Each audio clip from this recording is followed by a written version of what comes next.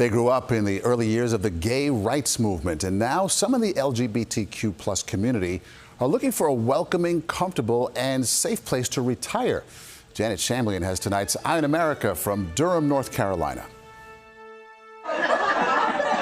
There's more than just wine and cheese on the menu at this happy hour. Hi, Tina. This retirement village is serving up a safe space for people 55 and older who identify as LGBTQ+, like 73-year-old Barb Chase. I lived my life pretty much in the closet, and I was ready for an experience that was super affirming. Village Hearth in Durham, North Carolina is one of the nation's first co-housing developments created specifically for an aging queer population. The 28 single-story pastel-colored cottages are individually owned, but connected physically by walking paths and ideologically by acceptance. As we age, community is one of the most important things to ensure our continued health. Some 7 million LGBTQ+ Americans will be over age 50 by 2030. Fewer than half of states have laws prohibiting housing discrimination based on sexual orientation or gender identity. And there is no federal law.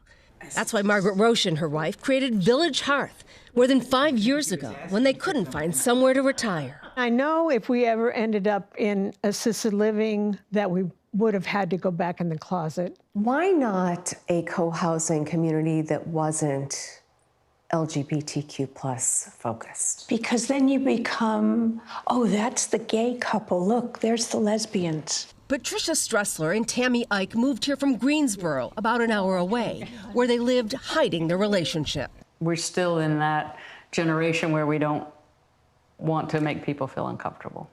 Like many gay and lesbian seniors, the couple doesn't have the traditional safety net of adult children for connection and care. Pulling back on those hands. With this community comes built-in support from each other.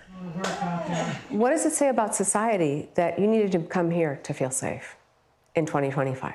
I think there is a small percentage of people who are very closed-minded.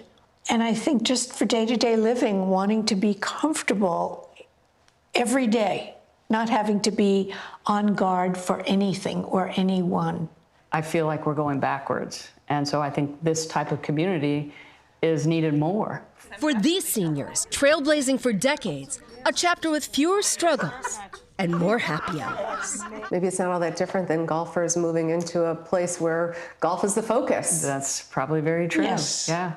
Aging with pride as retirees embrace their golden years, painting them with shades of the rainbow. For Eye on America, I'm Janet Shamlian in Durham, North Carolina.